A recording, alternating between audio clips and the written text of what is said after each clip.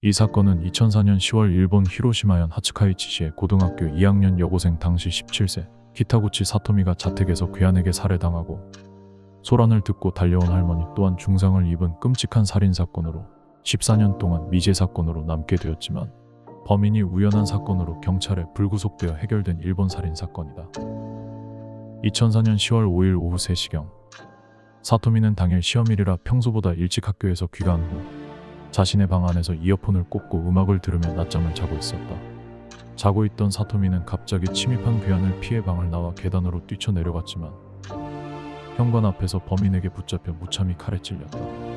사토미의 비명소리와 계단을 황급히 뛰어내려가는 소리가 들렸고 이에 놀란 할머니와 여동생이 나와서 보니 곁에는 젊은 남자가 서 있었고 칼에 찔린 상태로 현관 앞에 쓰러져 있던 사토미를 발견하였다. 범인은 할머니마저 10군데 이상 칼을 휘둘렀고 당시 함께 있던 사토미의 여동생 초등학교 6학년이었던 어린아이는 맨발로 뛰쳐나와 자택에서 30m 정도 떨어진 논해점으로 달려가 언니가 칼에 찔렸어요. 몇 번이고 소리치며 구조를 요청했고 범인은 그대로 도주하였다. 그 와중에 의식이 없던 할머니는 겨우 정신을 차리고 혹시나 범인이 다시 돌아올까 두려움에 문을 잠근 후 경찰에 신고를 하였다.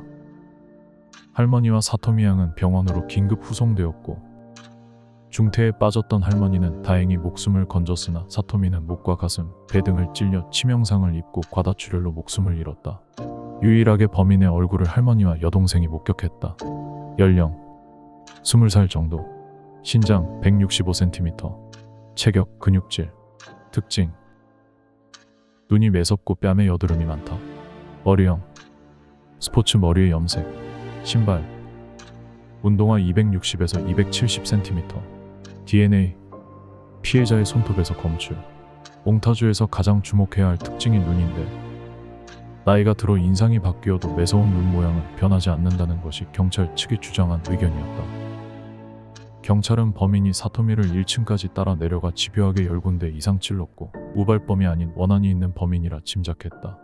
연식범의 가능성을 두고 사토미의 휴대폰에 등록된 남성들을 조사해본 결과 의심스러운 2명의 남성이 있었다.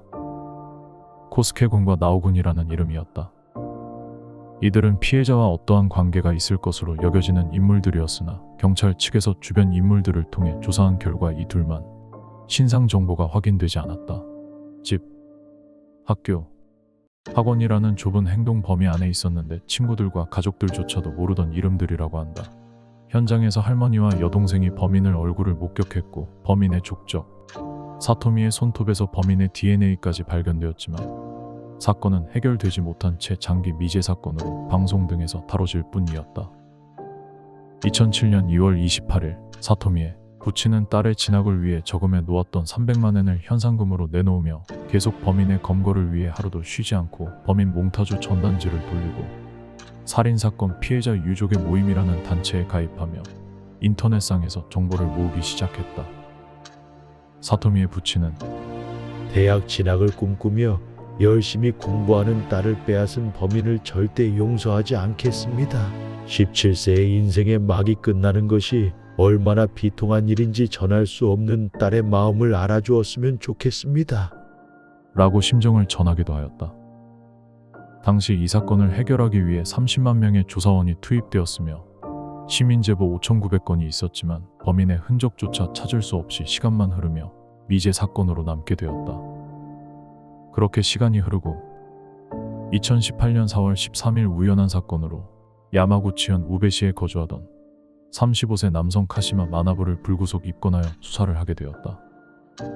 체포된 계기는 범인이 직장에서 불성실한 직장 동료의 엉덩이를 걷어차 폭력 혐의로 경찰에 불구속 입건되었고 이때 확인된 지문과 DNA가 14년 전 현장에서 발견된 범인의 지문과 일치한다는 것이 밝혀졌다. 경찰은 추궁 끝에 마침내 범죄를 자백받게 되었다. 범인이 사건 현장까지 가게 된 이유는 자신이 일하던 알루미늄 가공 공장의 직원들의 사소한 잘못에도 폭언을 가하는 악덕 기업이었고 사건이 일어난 날 늦잠을 자는 바람에 이에 질타받을 것이 두려워 무단 결근을 했고 이후 오토바이를 타고 아키하바라로 향하던 중 도로에 정차하고 있었는데 사토미를 받고 집까지 따라가 성폭행을 시도했으나 사토미가 강하게 저항하며 소리를 지르자 칼로 찔렀다고 진술하였다. 매우 충격적인 사실은 일부 살인마들이 그렇듯 용의자도 주변인들에게는 실체와 전혀 다른 이미지였는데 당시 재직 중인 회사에서 지각이나 결근이 거의 없는 성실한 직원이었으며 회사 사장은 그의 모범적인 태도가 마음에 들어 인근 현장의 감독까지 맡겼다고 한다. 또 함께 살고 있던 용의자의 부모에 따르면 14년 전 사건 직후에도 아무 내색이 없었으며 평범하게 회사에 나갔다고 한다. 사토미의 부친은 범인이 검거될 때까지 14년간 꾸준히 블로그를 갱신하고 있었다.